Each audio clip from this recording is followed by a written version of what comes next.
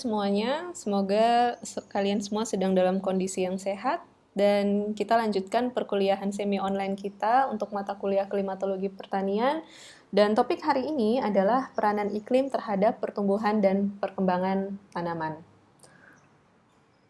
Ini merupakan materi pengayaan dari pertemuan kita sebelumnya, di mana di pertemuan ke-11 kita sudah belajar tentang iklim dan kehidupan, terutama kaitannya dengan pertanian, juga ada infeksi dan penyakit menular. Kali ini fokus pembahasan kita lebih kepada bagaimana respon tanaman atau kaitan faktor-faktor iklim terhadap respon pertumbuhan dari tanaman. Faktor iklim yang pertama yang akan saya bahas di sini adalah radiasi surya. Dan radiasi surya sebenarnya merupakan salah satu dari gelombang elektromagnetik yang ada di permukaan bumi. Dan gelombang elektromagnetik yang ada di permukaan bumi itu biasanya dibedakan berdasarkan panjang gelombangnya.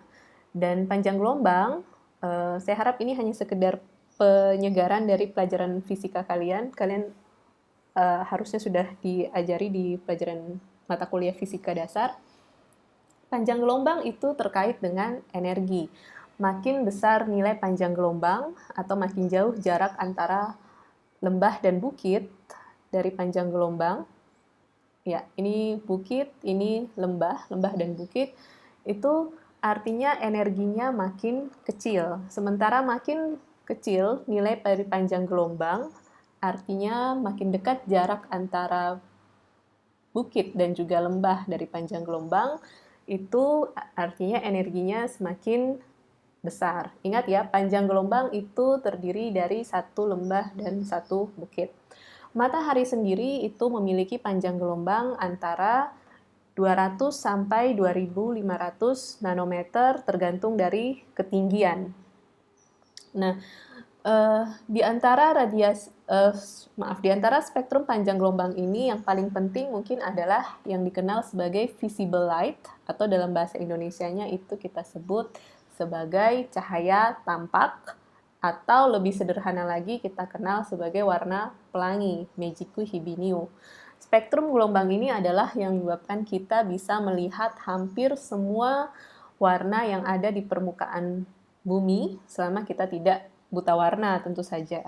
Dan ternyata di panjang gelombang cahaya tampak ini ada spektrum yang dikenal dengan istilah photosynthetic active radiation. Itu adalah panjang gelombang dengan spektrum yang sama dengan cahaya tampak antara 400 sampai 700 nanometer dan ini digunakan untuk melakukan fotosintesis oleh organisme. Bedanya adalah bahwa untuk PAR, efisiensi paling rendah itu diberikan oleh warna hijau. Ini secara logis bisa menjelaskan kenapa sebagian besar daun itu memancarkan warna hijau, karena memantulkan warna hijau, karena warna hijau atau spektrum warna hijau itu tidak diserap oleh tanaman terlalu banyak. Nah, cahaya yang diserap itu sebenarnya hanya sekitar 1-5% untuk melakukan fotosintesis. Sebagian besar yang lain akan digunakan untuk proses pemanasan maupun transpirasi. Dan besaran radiasi yang diabsorpsi, direfleksi, atau ditransmisikan itu bervariasi menurut ketebalan daun, umur, kandungan air dalam daun, morfologi permukaan, dan orientasi daun. Dan besaran yang menggambarkan banyak sedikitnya radiasi yang mampu diserap oleh tanaman atau diabsorpsi oleh tanaman itu dikenal dengan indeks luas daun yang merupakan rasio antara luasan yang ternaungi oleh tanaman dengan luasan kanopi tanaman tersebut. Oke.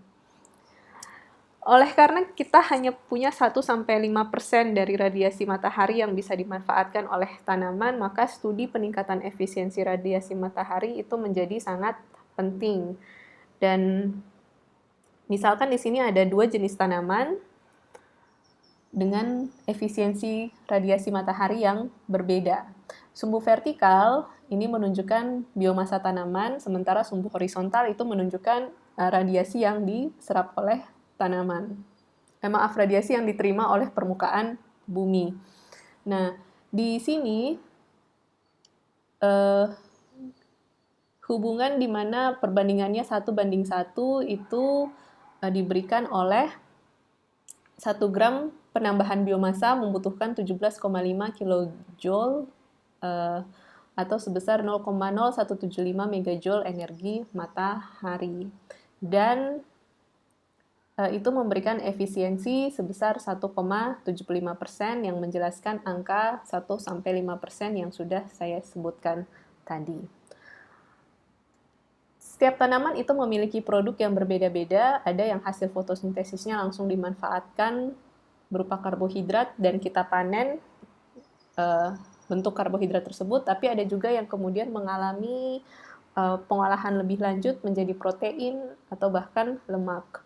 Misalkan adalah ubi kayu, itu kita langsung mengambil nilai karbohidratnya, sementara kedelai itu dia membutuhkan pengolahan lebih lanjut untuk menjadi protein dan juga lemak nabati. Ternyata tanaman yang memberikan karbohidrat itu memiliki efisiensi yang lebih tinggi dibandingkan tanaman yang diolah untuk menjadi protein ataupun lemak. Dan pada dasarnya efisiensi penggunaan radiasi matahari itu dapat ditingkatkan dengan cara kita mengatur populasi tanaman, memilih morfologi tanaman yang ideal, penjarangan dan pemindahan bibit, kemudian juga manajemen kesuburan tanah dan peningkatan kadar air tanah, pemotongan daun ataupun pengguguran daun secara alami. Aktivitas-aktivitas ini jika diperhatikan adalah aktivitas yang diharapkan mampu merubah proporsi berapa banyak radiasi yang direfleksikan, diabsorpsi, dan ditransmisikan atau diteruskan. Pengaruh matahari yang berikutnya secara tidak langsung adalah bahwa matahari yang bersinar melalui rotasi bumi kepada matahari itu menyebabkan adanya perbedaan panjang hari dan lama penyinaran. Dan panjang hari dan lama penyinaran ini ternyata sensitif terhadap beberapa jenis tanaman tertentu yang kita kenal dengan istilah fotoperiodisme. Akhirnya dikenallah 2 jenis tanaman, yang satu tanaman hari pendek yang ada di sebelah kiri, yang satunya lagi adalah tanaman hari panjang. Nah, tanaman hari panjang itu artinya dia tidak akan berbunga jika panjang harinya tidak melewati titik kritisnya. Misalkan tanaman tulip. Jika ditanam di wilayah seperti Indonesia yang siang hari kita hampir selalu 12 jam sepanjang tahun, maka itu menyebabkan tanaman tulip tidak akan berbunga walaupun dia bisa tumbuh. Karena panjang hari dari wilayah Indonesia itu tidak pernah melebihi 12 jam. Dan tanaman tulip membutuhkan lebih dari 12 jam agar dia bisa berbunga. Kemudian faktor iklim yang berikutnya adalah curah hujan.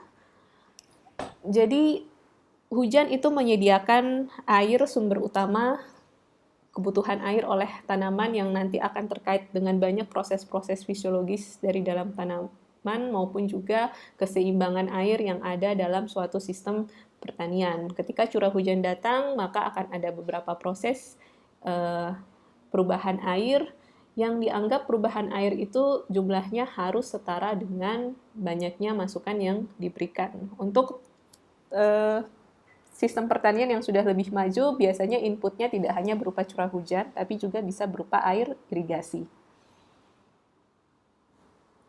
Faktor iklim berikutnya adalah suhu dan kelembapan. Yang pertama adalah suhu. Jadi periode pertumbuhan tanaman itu merupakan suatu istilah yang digunakan untuk menunjukkan indikasi bagaimana cuaca itu berpengaruh terhadap perkembangan tanaman. Dan pada dasarnya, menghitung akumulasi panas yang digunakan untuk pertumbuhan dan perkembangan tanaman maupun hama itu bisa kita gunakan dengan menggunakan indikator suhu dasar dan juga suhu lingkungan. Karena apabila suhu udara itu memiliki nilai lebih besar dari batas minimum suhu dasar harian, maka akan terjadi pertumbuhan. Tapi jika selisih antara keduanya negatif atau suhu rata-rata itu lebih rendah daripada suhu minimum, suhu dasar, maka suhu dasar minimum maka dianggap tidak ada pertumbuhan. Dan suhu dasar ini bervariasi tergantung jenis tanaman, sebagaimana yang kalian lihat di grafik yang ada di sebelah kanan. Tanaman bayam atau spinach itu hanya butuh suhu dasar 2,2 derajat Celcius supaya bisa berkecambah. Sementara tanaman tomat, kalau suhunya lebih rendah dari 10 derajat Celcius, itu tidak akan bisa berkecambah. Oke.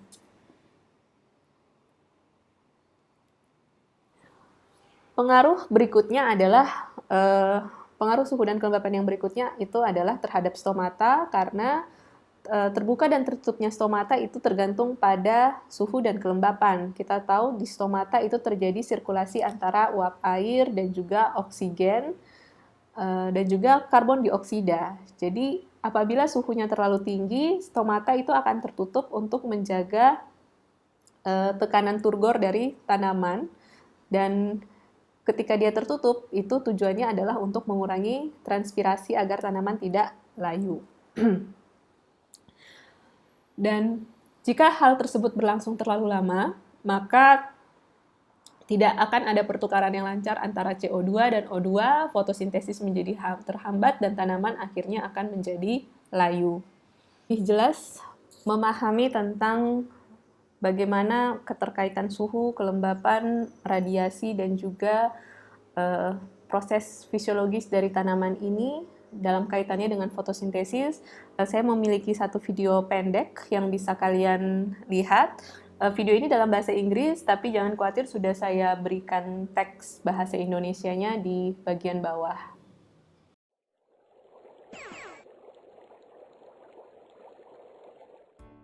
Photosynthesis is the process by which plants capture the energy of the sun to make carbohydrates. But there are minor variations in how plants do this, depending on the environment in which the plant lives. In this tutorial, we'll look at the differences between the three types of photosynthesis: C3, C4, and CAM. Most plants, around 85% or so, carry out C3 photosynthesis. As we will see, the name C3 has to do with the type of carbon molecule produced during the process. C3 photosynthesis occurs in the mesophyll cells of the C3 plant, which are located just under the surface of the leaves and other tissues.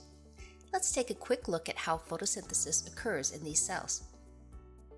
During C3 photosynthesis, CO2 is taken up and transported directly to the Kelvin cycle, where it's fixed into a 3-carbon molecule, thus the name C3.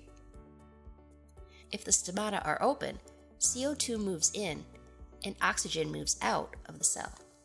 But under hot or dry conditions, when the stomata are closed, oxygen accumulates, which inhibits the amount of C3 that can be made. Some plants have evolved an adaptation that allows them to be successful in hot, dry conditions. These plants carry out C4 photosynthesis instead of C3 photosynthesis. During C4 photosynthesis, CO2 moves into the mesophyll cell and is immediately fixed into a 4-carbon molecule, thus the name C4 photosynthesis. But the anatomy of a C4 plant is different from that of a C3 plant. A somewhat simplified version of this process is shown here. In a C4 leaf, chloroplasts are located in mesophyll cells, but they are also located in bundle sheath cells, which surround the leaf vein. CO2 moves from the mesophyll cells into the bundle sheath cells where the Kelvin cycle occurs. This shields the plant from the oxygen buildup that would otherwise occur when the stomata are closed during dry conditions. A second way of addressing the problem of oxygen is to change the timing of photosynthesis. This is called CAM photosynthesis, and in many ways it's similar to C4 photosynthesis, except that the timing of the process changes.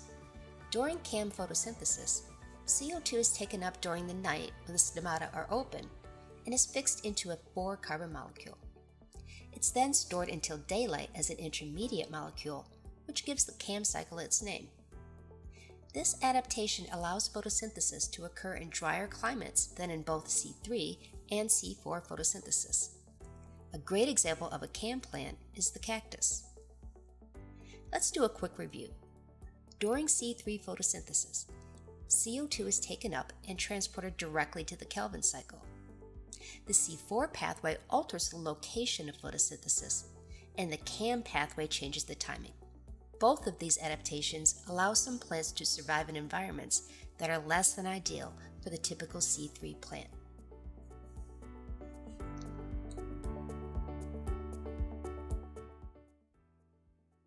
Ya.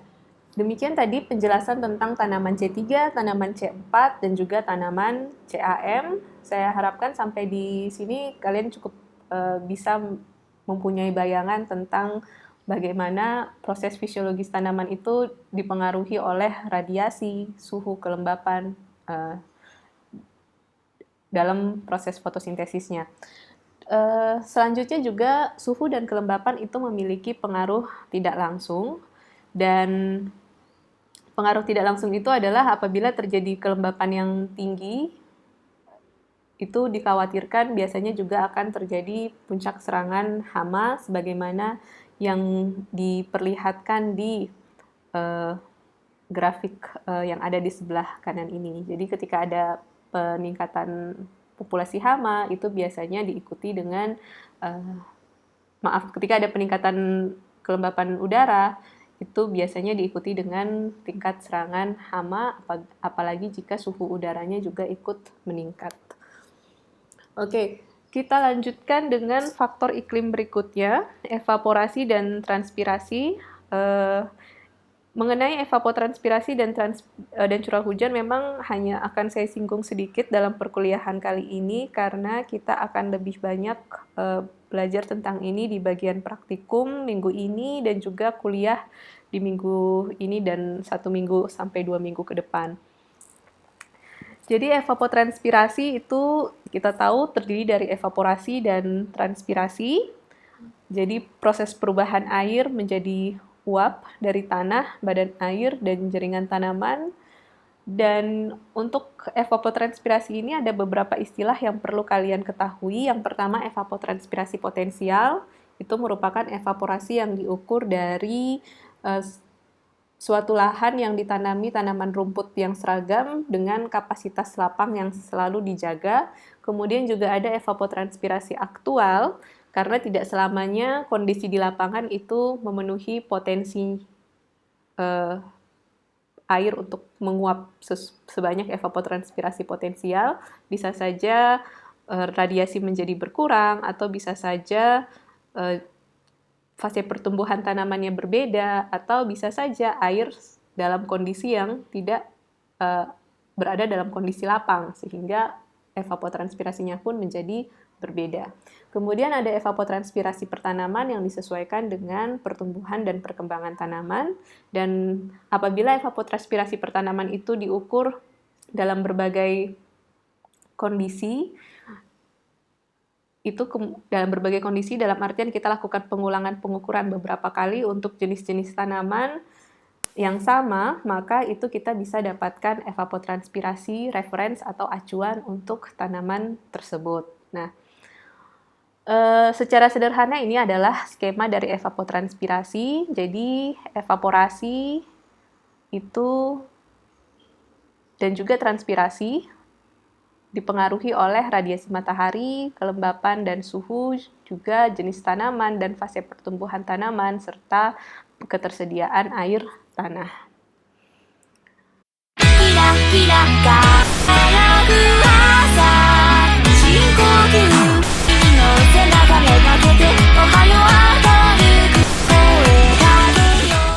Ya, seperti biasa waktunya kuis.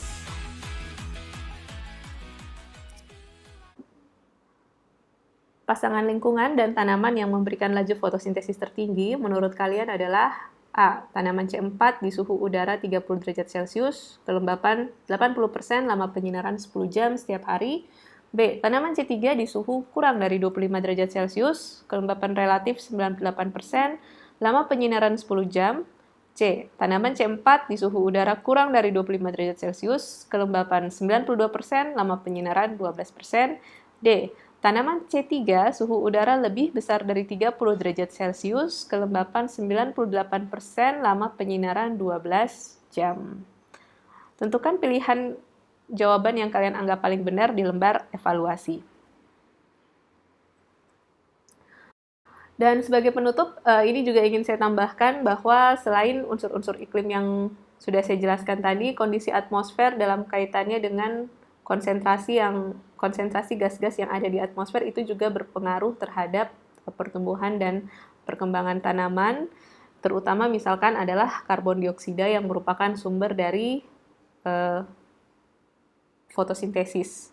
Nah, karbon dioksida ini juga sama seperti hubungannya ya, sama seperti faktor-faktor iklim yang lain. Jadi konsentrasi gas itu selalu bergerak dari yang konsentrasi tinggi ke konsentrasi yang rendah. Jadi ketika menerima radiasi matahari, dalam artiannya PAR ya, photosynthetic active radiations, itu akan mengaktifkan kloroplas, dan kloroplas ini akan mengidentifikasi bahwa kandungan karbon dioksida di dalam jaringan tanaman itu atau sel daun itu lebih rendah daripada yang ada di atmosfer. Dan ini yang memungkinkan kenapa oksigen bisa masuk, dan PAR dan reaksi dari PAR dan kloroplas ini juga kemudian bisa mengidentifikasi bahwa kondisi atau jumlah air di dalam tanaman, jaringan tanaman itu lebih besar daripada uap air yang ada di konsentrasinya lebih besar daripada uap air yang ada di atmosfer. Jadi inilah yang bisa menyebabkan terjadinya pertukaran antara CO2 dan H2O. Nah, sekian perkuliahan kita hari ini. Saya harapkan penjelasannya cukup bisa dimengerti. Jangan lupa untuk mengerjakan lembar evaluasi agar kalian bisa memiliki absen, dan kita bertemu kembali 1 minggu yang akan datang. Terima kasih.